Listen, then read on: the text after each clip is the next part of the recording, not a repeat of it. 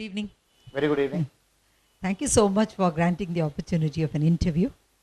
I'm from BNI Victory, and we are a group of 42 entrepreneurs, uh, probably trying to scale up and looking for inspiration.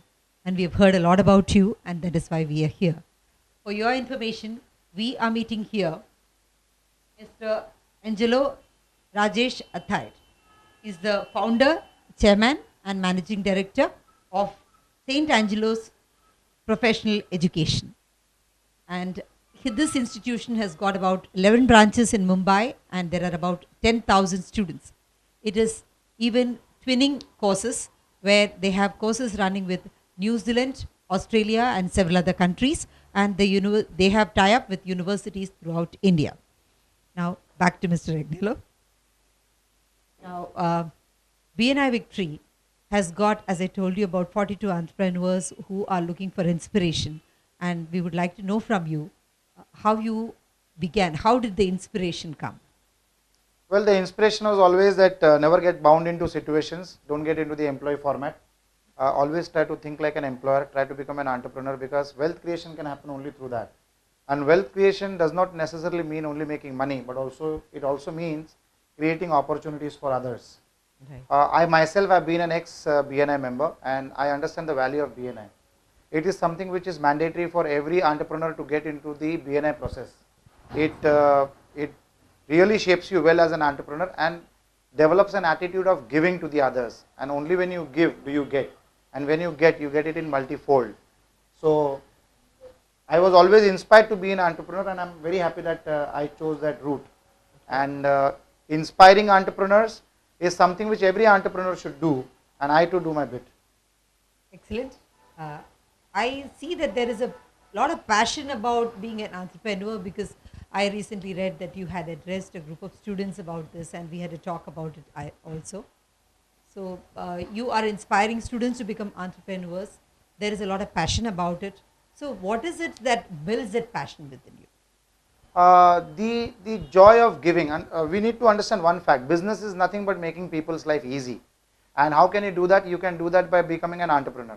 If you can do that, you touch so many lives. Like, for example, I'm into multiple businesses. I'm a serial entrepreneur, but the activity which is very close to my heart is education. It's more of a passion than a business. And at the end of the day, when you fall back on bed, you feel so satisfied that you have really touched so many lives. Absolutely. And we are into an activity where it's skill-based education. Yes. So we can make the student immediately productive. It's knowledge which makes them productive globally. So that really satisfies you well. So these things keep inspiring me.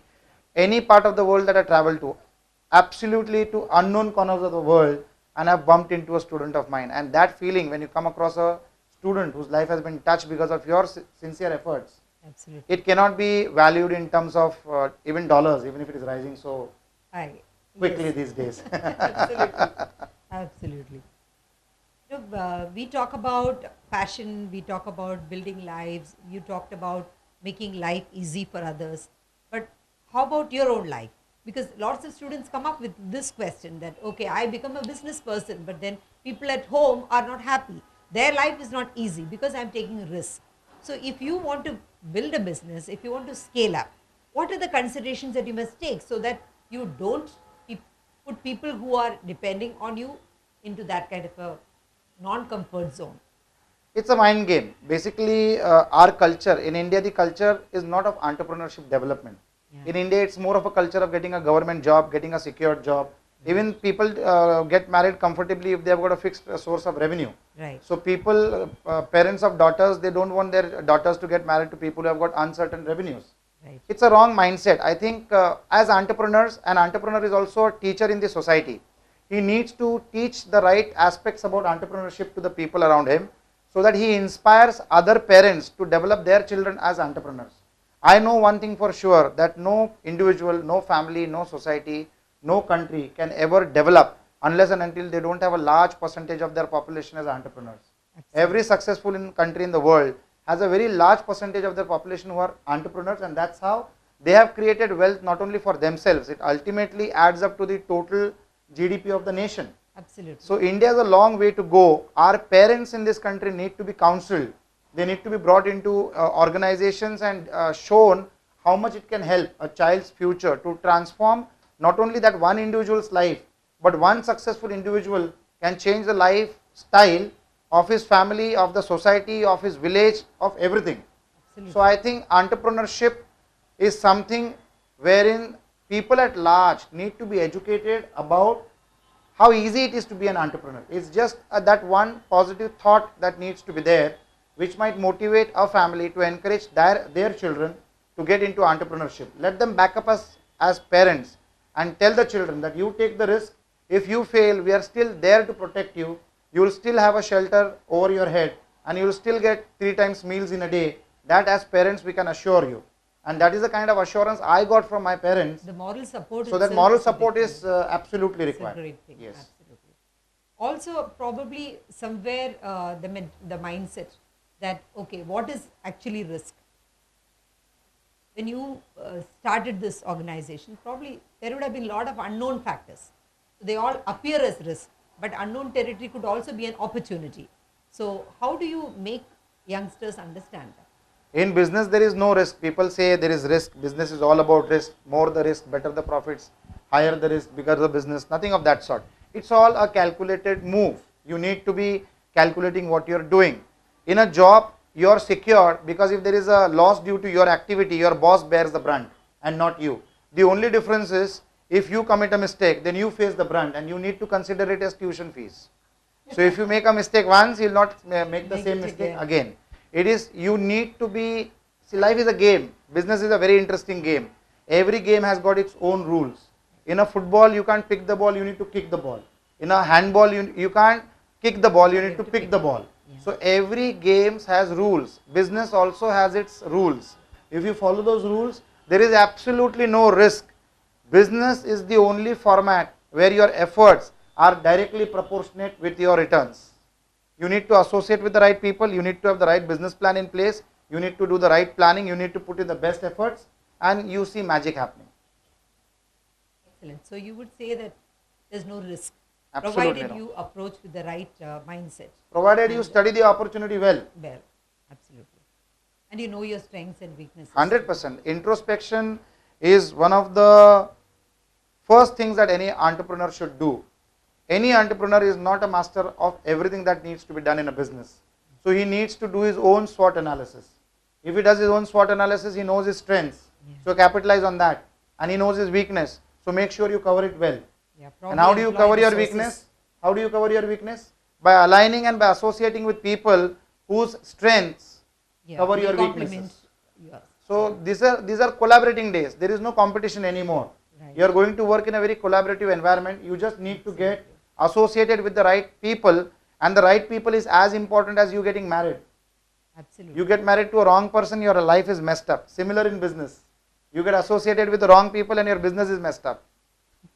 So it's all a matter of choice. You need to be choosing the right thing, right time, and quickly. It's all about how fast you make decisions.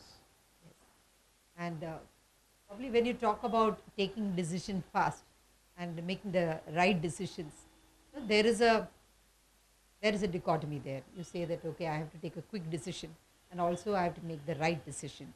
So there comes the dilemma. What is the right decision? There is no guidance. So when you think of a leader, when you think of a business leader, what are the best or the 3 best traits that the leader should have so that he's able to take that decision and take his organization forward and contribute value to the society, as you said? One of the foremost qualities is building the right character. Like in BNI, you talk about the VCP model, the visibility, credibility, profitability model. Okay. I say that the true character of an individual will always be understood on a transaction happening. Unless and until the transaction doesn't happen, you don't know the true character of that individual. So the leader or the business leader needs to have a character where people can bank on him, people can promote him, people can align with him. So character is most important. You need to keep your confidence in place, you need to keep your commitments in place. Secondly, he should be raring to go. Like I said, there is no risk in business. You need to do a proper planning in advance, you need to study it well. If you do that, you're fantastic. So you need to be research based, you need to be alert, because in any business, your best teacher is your fellow mates in the similar business, whom once upon a time we used to call them as competitors. Okay, so they are your best teachers. They know where they will teach you what you need to improve. Right. So you need to be an extraordinary research analyst on your business model. You need to know what's happening now, and you need to also have a very, very strong vision that how will you take your organization forward, and you should be having the ability to read and to see the unseen. And that is what I mean by vision, seeing beyond where your eyes can reach. So you need to understand the business that I am doing today, where will it be 5 years down the line, 10 years down the line, 50 years down the line, 100 years down the line. Will it be even relevant? Will it be even relevant? So you need to be up with times, Yeah. and you should always plan a business which will go down generations. So it's not only limited to you. I will also recommend one more aspect is every entrepreneur should make a study before he launches his business or amend his business in a way where the profits is not only operating profits, but where the entrepreneur is more involved in value generation. The value of an enterprise is your real profits of life.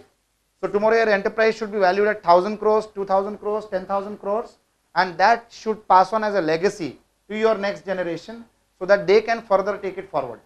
Right. So I think these are the points that an entrepreneur, so you can say the character of an entrepreneur is important. Yeah. His planning and strategizing is very, very important. His research is very, very important. Right. And the third aspect is you should have the right vision. Very well said. Now, we were all going through recession. Now, did you see any recession happening in education? See, recession again is a mindset. If you ask the right question to the wrong man, you get a wrong answer. If you ask the wrong question to the right man, again you get a wrong answer. Recession is something that we talk about as an excuse. Okay. There is a slowdown in the rest of the world, but India is a world in a country. So even if you cater to the people Yeah. that are there within the country, you won't feel the heat. That is one. Secondly, recession is the best time of growth.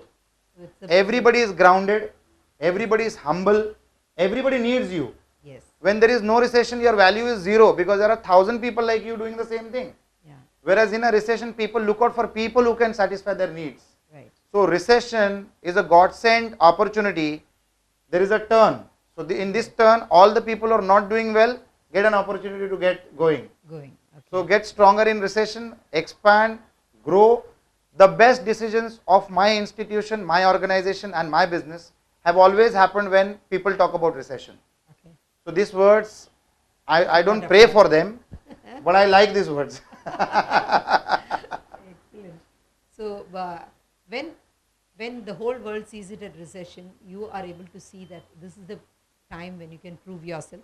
This is the time when you can say to the world that we have a sustainable business, something that you can rely on, trustworthy, and you see to it that you are visible to them so that people come to you. And for budding entrepreneurs and people who are scaling up their business, what advice would you give about the culture of the organization, how it can impact the results? Any entrepreneur who wants to do business today has to be a social entrepreneur. He needs to be connected with the hearts of the society. If he is doing business only to make money, he will perish. What I say by perish is he will not wind up his business, but he might not grow, and that is as good as perishing. If you are a social entrepreneur, if you are in the society where you have earned money, but you are also plowing it back into the society, the people will back you up. We need to earn money, no doubt about that, but we need to earn more hearts. Yes. And if that happens, you are a successful entrepreneur. This is an era of social entrepreneurship. India has seen 3 phases of entrepreneurship. When India got independent, they saw an entrepreneurship which was the right of the might. Jiski lathi usi ki bhains.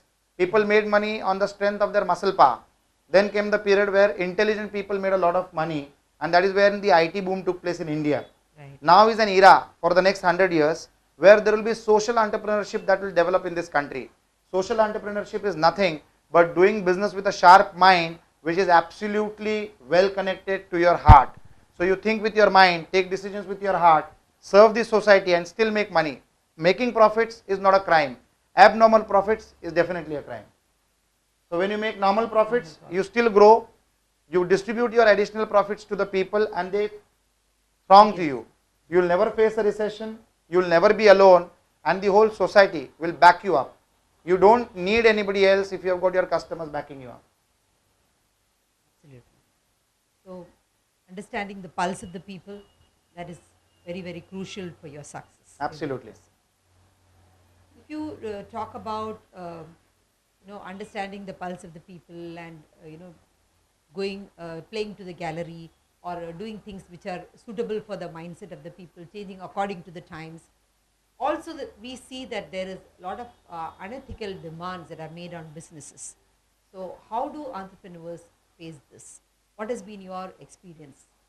Well, you need to go by the rule book. See, it's very difficult to be the richest man on planet Earth, but it's very easy to be the happiest businessman on planet Earth. You try to be the happiest person.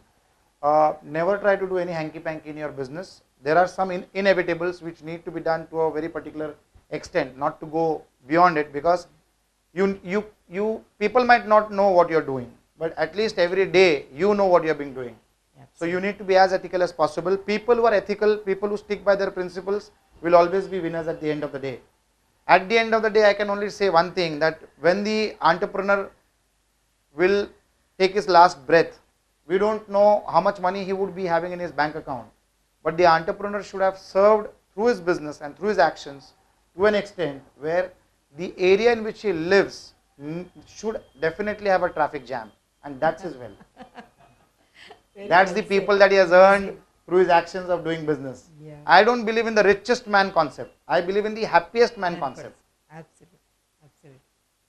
Now that we talked about ethics and unethical practices and how one's character should be strong enough to withstand that, do you like to go back on your journey and think of any incident or any decision that you've taken where you have made a mistake and then you feel, okay, I've learned from this. Now this is what I will tell the future entrepreneurs not to do.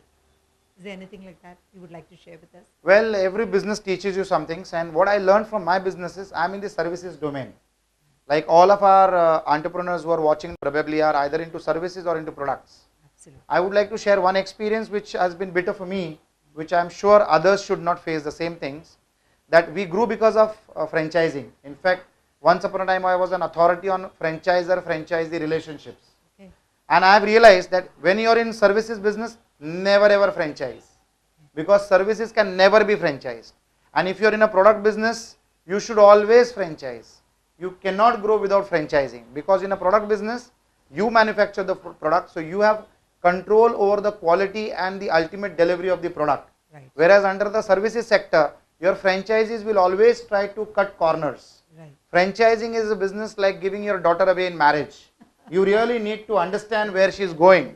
Yes. So this is my very strong advice of my hardcore 20 years on the field experience, that services never franchise. Grow it as much as possible, but under your own control.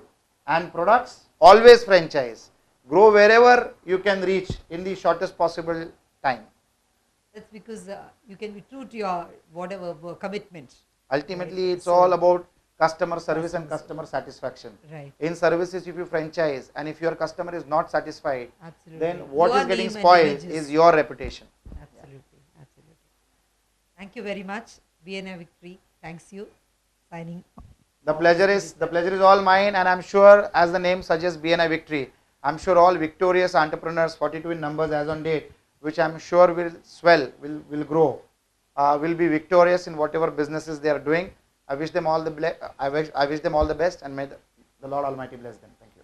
Thank you so much. Come to BNI Victory, and again probably there also we'll get different insights.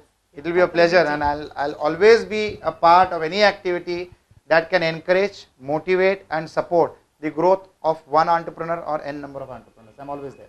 Thank you so much. My pleasure.